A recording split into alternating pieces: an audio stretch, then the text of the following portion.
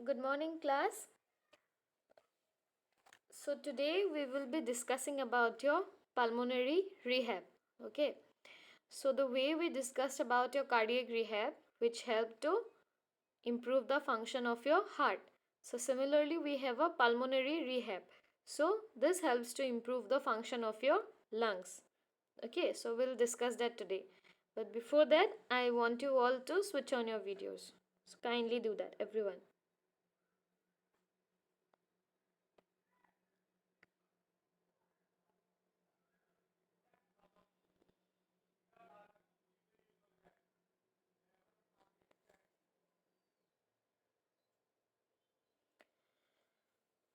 So, in your syllabus, you only had till about your diseases, about your lung diseases. Okay, but if you know about the diseases, you also need to know about the management. Okay, so in brief, we will discuss about this management. Okay, so as physiotherapist, okay, as diploma students, you also need to know what is being done to help, because if you know about the disease, only that will not do, right? You also need to know about the management as well. So, in case of your this lung diseases that we talked about, that is the obstructive and the restrictive lung diseases. So, how does physiotherapy helps in it? Okay, so there are, if you divide physiotherapy, so there will be three basic aims of physiotherapy. Okay, three basic aims. The first will be to relieve the dyspnea.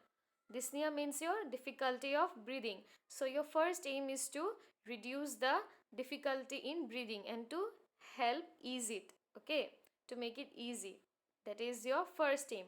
Second is your remove the secretions. That is whatever secretions you are having, the mucus, the sputum. So physiotherapy also helps to clear that out from your lungs and also from your airways.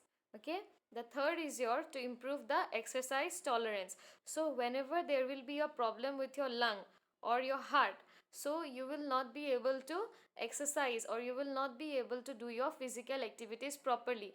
Why? Because the oxygen supply to your tissues is less. Okay, your tissues or your organs are not receiving the amount of oxygen needed. So when you want to do the physical activities, ultimately what will happen is that the oxygen demand is more. Okay, so during your physical activity, your oxygen demand is more. So when your lungs or your heart are not able to meet the demand of your tissues or your organs, so your exercise tolerance in those cases decreases. That is, you will not be able to work for a longer period of time. Okay, suppose usually if you work out for 1 hour, so here after working for about like 15 or 20 minutes, you will get tired, you will get fatigue.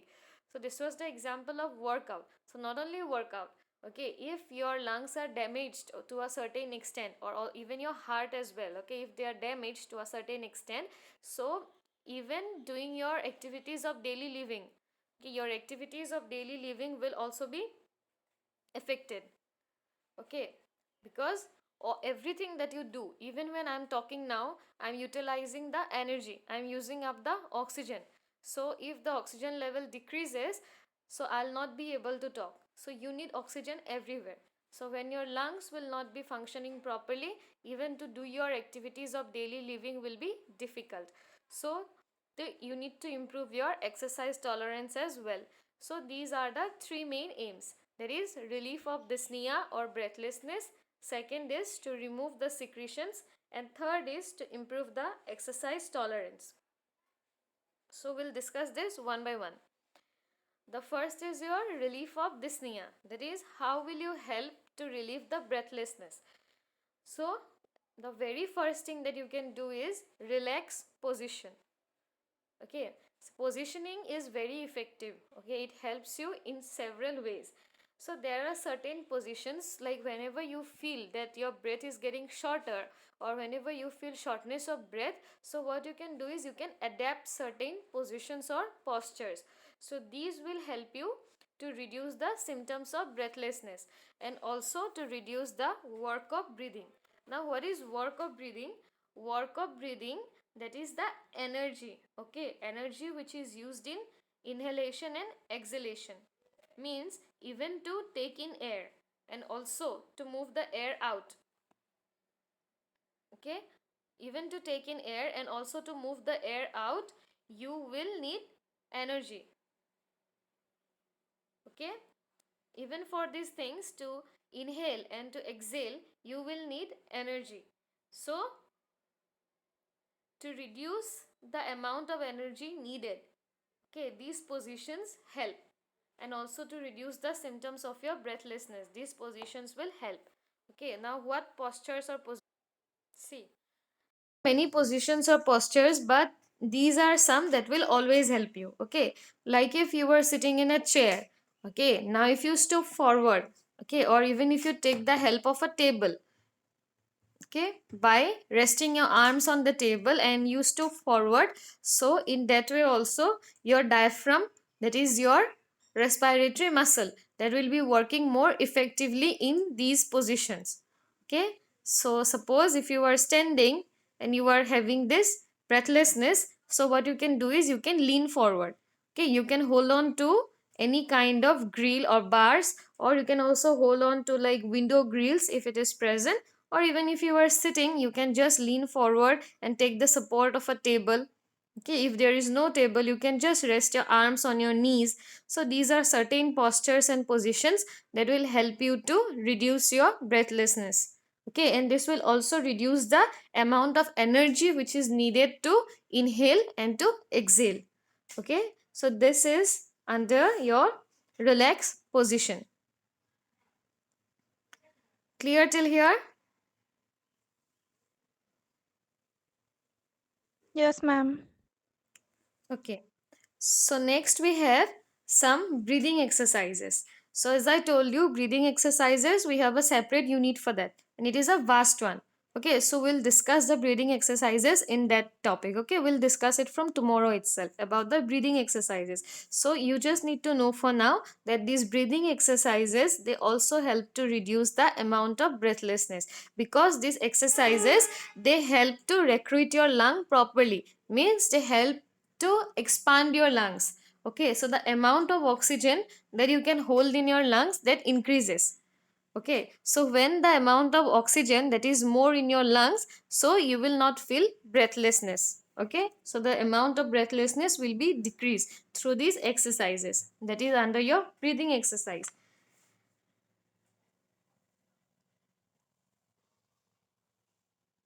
Next is your breathing control techniques.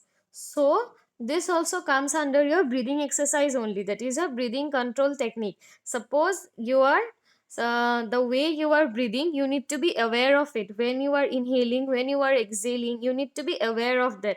Apart from this, there are certain exercises. For example, if you take in your breath, if you inhale and then you hold your breath for like 3 or 5 seconds, and after that you exhale. Suppose you inhale and you take in air, then you count till 5. Suppose 3 or 5. 1, 2, 3, 4, 5.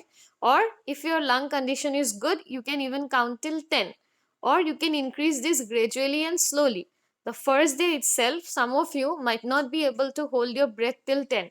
So what you can do is today you can start with like till 3. Okay, you breathe in, then you stop your breath for like 3 seconds, and then you gradually progress. Okay, maybe tomorrow for 4 seconds, then 5 seconds. In that way you can gradually increase the time. Okay, so in this way, and after that certain period of time you exhale. So these are some of your breathing control techniques which you do along with your deep breathing exercises. Okay, after that comes your biofeedback and your respiratory muscle training. Okay, so how does biofeedback helps? Now I hope you understand the word feedback. Okay, so it is known to all, the word feedback, right? You all know the meaning, right, of feedback? Yes, ma'am.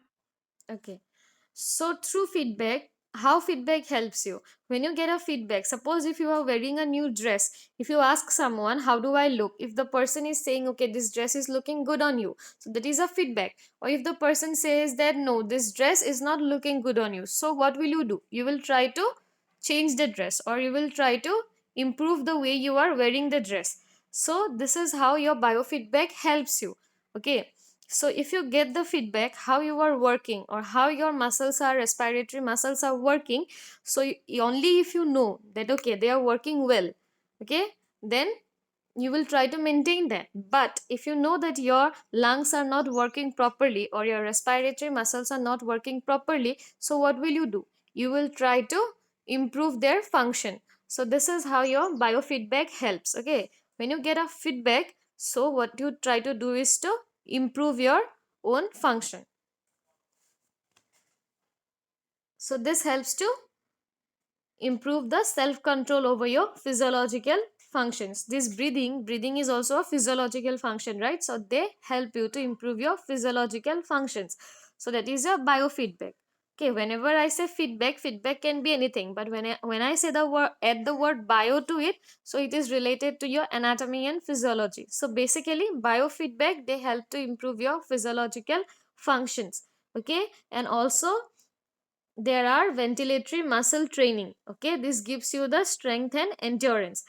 Now strength and endurance, these two are different word or same word? What do you think? Strength and endurance,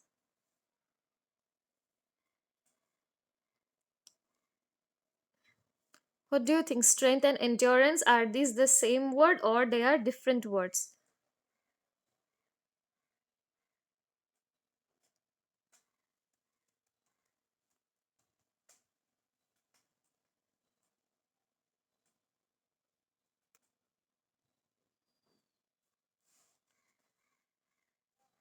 What do you think? Strength and endurance are same or different?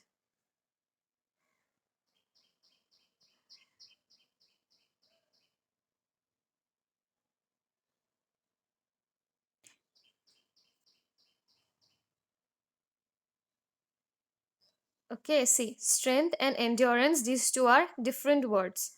Okay, strength means how hard you can do an activity. That is your strength. Endurance means for how long can you do that activity. That is your endurance. Okay, suppose, for example, a running race. Now running race can be of two types. Okay, first is your sprinters. So sprinters, in case of those sprinters, what they need is strength, because how fast they can run, okay, that is measured.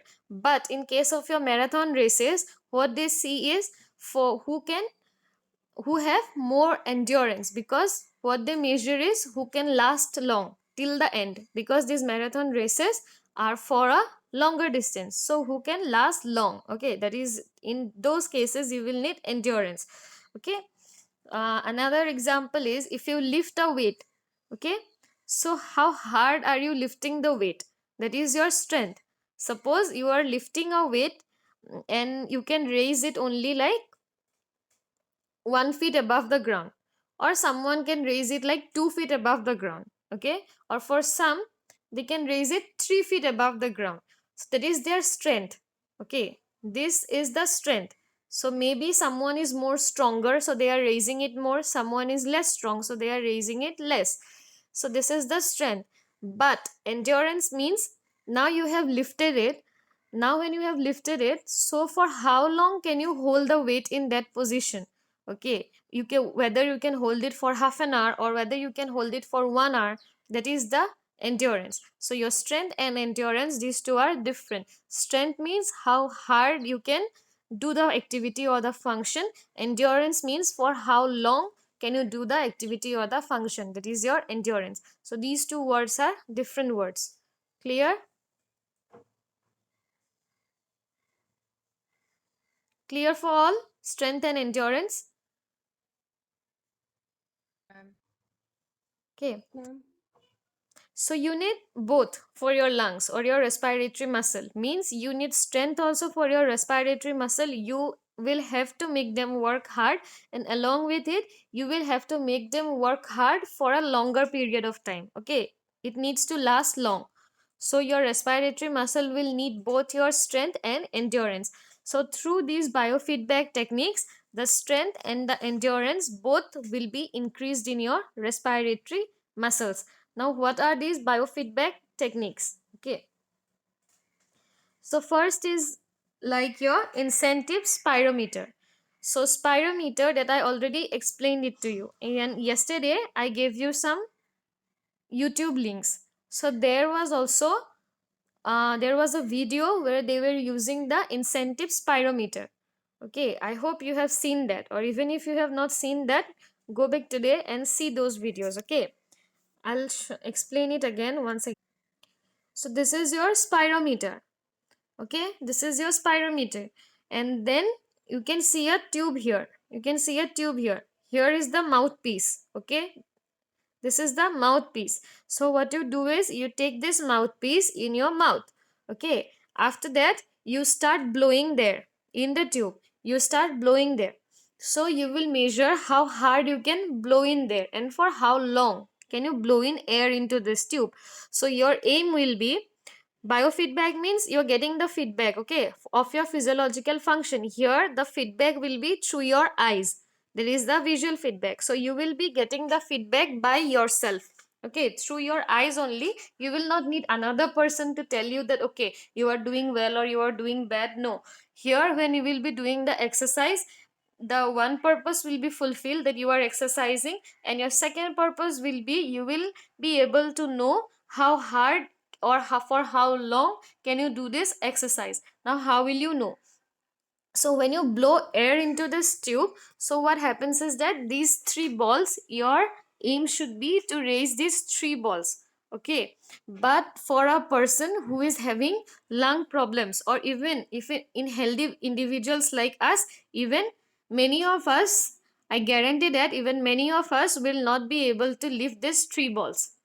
Okay, because this depends upon your lung volume or your lung capacity, means how much oxygen can your lung hold in. It depends upon that. So everyone's lungs are different. Okay, and the capacity of the lungs are also different. So when you blow in air here, your aim should be to raise the three balls. Now if you are not able to raise the three together, maybe you are raising one or two, so this is a feedback for you that okay, my lungs capacity or my lung volume are not up to the proper mark. I need to improve that. So again what you will do is you will start exercising with this. You will keep on blowing air into it till the time you can raise the three balls. This will not happen in a day or two. This will need practice. So you will keep on practicing with this, and this will help you provide the feedback. So suppose today you are lifting only one ball, so maybe after a week or two you will be lifting maybe two balls. Okay, so this is serving the two purposes. That is, one, you are exercising with it. Okay, you are blowing into it, so you are exercising, number one. Number two is you are also getting the feedback from it, that okay, my lung volume is this, so I need to improve that, or my lung capacity is this much, so I need to improve that. So your aim will be to raise the three balls. So this will be providing you feedback as well. Okay, so when you hold it straight in this way, this is called your spirometer. So when you hold it straight, what you do is you start blowing air into it. Okay, that is you inhale. Okay, first is you inhale and then you try to raise it. Now when you will hold this upside down, okay, when you will hold it upside down or you will make it ulta, then what you will do is you will exhale into it. Okay, when it is straight, you will blow in air. Okay, blow in air. And when this is upside down, you will blow out the air. Okay, in this position you will inhale, and when it is upside down, then you will exhale into it. Okay, and I have given you a video, you can see that it is given there, it is shown there properly how they are using it. Clear about this spirometer?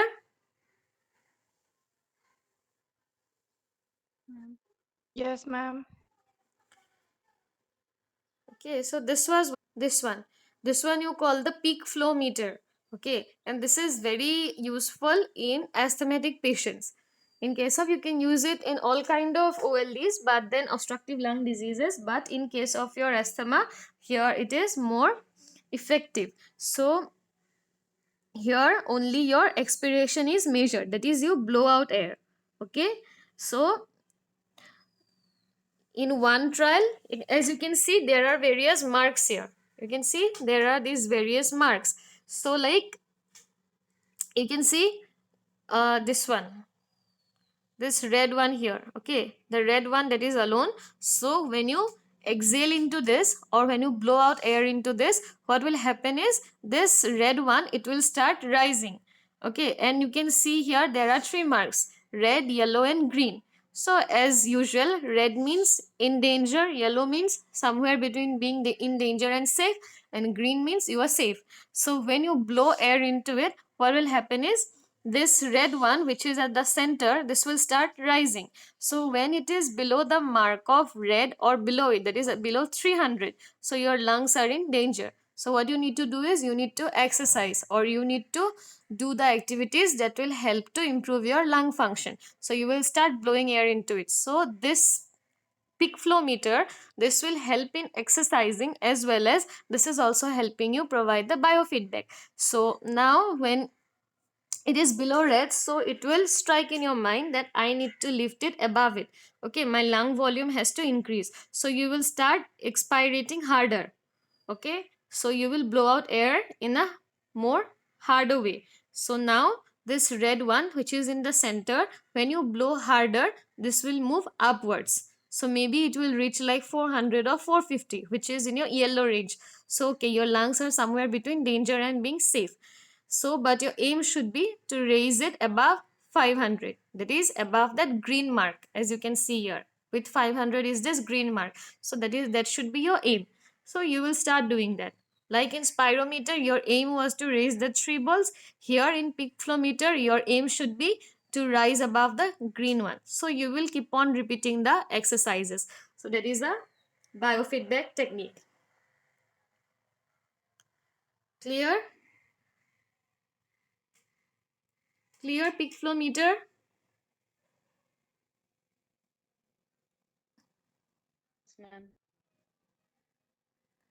So next one is your oximeter biofeedback. So what is an oximeter? Oximeter, it may see this one to check the oxygen level in their blood. So here you can see there are two readings. One is your heartbeat, which is your this 86, that is your heartbeat, and another 96 is your oxygen saturation, which you call as SpO2. So there is a sensor here. This shows the amount of oxygen in your blood. So what you do with this oximeter is, when you know that okay, your oxygen saturation should be 100, and in the range of 95 to 100 it is considered normal, but our aim should be 100, okay. So when you see that your oxygen saturation is a bit less, okay, it is bit deviated, so what you start doing is you start doing the breathing exercises.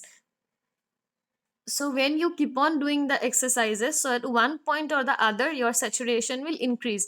Again, I'll say that it will not increase in a day or two. You have to continue doing the exercises. So once you keep doing the exercises, you will get feedback. Your lungs, when your lungs will get healthier, you will also get feedback from your lungs. When you see this SpO2, that is the amount of oxygen in your blood, you will be able to know through that, okay, whether your lungs are healthy or not, whether it is maintaining the amount of oxygen required in your body, okay. So in this way, this oximeter also provides you a biofeedback. Clear?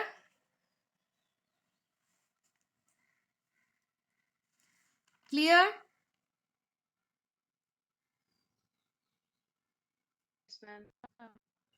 Okay, so all these comes under your relief of dyspnea, that is to reduce the breathlessness. That was your first aim. Now your second aim is to remove the secretions. So how will you remove the secretions? How will physiotherapy help? So there are certain techniques, some coughing techniques and some huffing techniques, okay. Now what is huff? Now can you see this picture, what this dog is doing? So this is what you call as huff, okay. We make this sound when they move their tongue out, okay. When you cough, then you keep your tongue inside, right? When you huff, you can look into the dogs, for example. When you huff, the tongue is out, and they try to make a sound like huff, and like that they try to bring out the secretions. So how will huffing help is that, if there are secretions like maybe accumulated in your lungs or in your lower airways. So what will huffing do is they will help to move these secretions into your upper airways, okay, into your upper respiratory tract. Now through coughing, when you try to cough out, then this will come out easily, because if these secretions are present in your lower airways or in your lower part of the respiratory tract, so what will happen is that only coughing will not help, because when you cough, you try to see that when you cough, you can only cough out the secretions that are present maybe in your upper airways. Because whenever you say that something is stuck in my neck, you feel that something is stuck there, okay, you try to move that out, that is in your upper airway. So through huffing, what will help is it will try to accumulate the secretion, it will collect the secretion from your lower airways, and then your secretions will move into your upper airways, and after that when you cough out, it will easily come out. So that is your coughing and huffing technique. So there are several techniques within that, okay. Within coughing, you again have something, the therapist assisted coughing, again you have self assisted coughing. So these are a different topic, you don't need in details, but you just need to know that coughing and huffing helps to move out the secretion. Huffing helps to move out the secretion from your lower airways to your upper airways, and coughing, this helps to move the secretion out from your upper airways. You are able to expel out the secretions, okay. See this person is opening the mouth, and also he will move out his tongue, and after that you try to make this sound of huff that a dog does, okay, with his mouth open, with his tongue out. The dog, what he does is huffing, so you also try to do in that way, that is huff. So after huffing, you need to now cough out the secretion, means to move the secretions from your lower airways into your upper airways, what you do is huffing. And then to move the secretions out from your upper airways, when you try to expel them out, then you do coughing. So this is how your huffing and coughing helps, okay. Clear?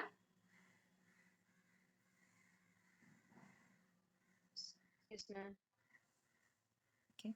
Next you have is your suctioning. So I have given you videos also, okay, of suctioning. Yesterday I have given you some videos, so if you have gone through that, maybe you have seen these videos. So what happens in case of suctioning now? Who can cough out and who can huff out? The people who are conscious, right? People who have energy, people who are conscious, these people can huff out or these people can cough out. Now what about the patients who are unconscious and who are lying there in your ventilators and in the ICUs? This person, some of them will be unconscious, and some of them will not have the energy to cough out the secretions, okay, or there will be a lot of secretions that cannot be removed by merely coughing. So what you need to do is you need to go for suctioning. Now suctioning is also a method of taking out the secretions, okay. Now suctioning can be done through many ways. I have shown you this one, this is through orally. So there is a machine there, and into that machine is connected, this pipe is connected to the machine. So when you start the machine, there is vacuum pressure. So vacuum pressure starts developing, so whatever secretions you are having in your upper airways, so or collected near your mouth, so what will happen through this tube, when you insert this tube through the vacuum pressure, it will come out, the secretions start coming out. So here as you can see, there is a hole in the windpipe in the neck, that is this hole is in your trachea. So this you call as tracheostomy. So there is this pipe, so you insert this pipe into this trachea, and again through the vacuum pressure, this secretions they start coming out. Now orally when you do it, the amount of secretion that come out is a bit lesser, okay, but when you do it through tracheostomy, it is more.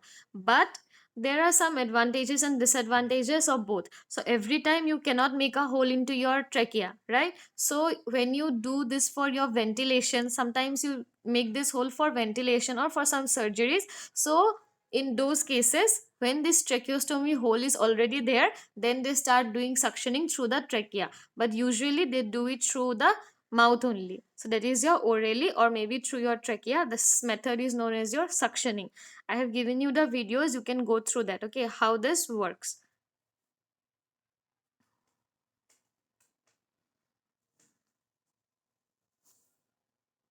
So clear suctioning? Clear suctioning? Yes, ma'am. Okay, next we have for your secretion clearance, we have your chest physiotherapy. So under your chest physiotherapy, there are certain techniques, okay, which you give to move these secretions out. Number one is your postural drainage. So what is postural drainage? Okay, so you, through the name you can know that when I say postural drainage, so the person or the patient, they adapt certain postures.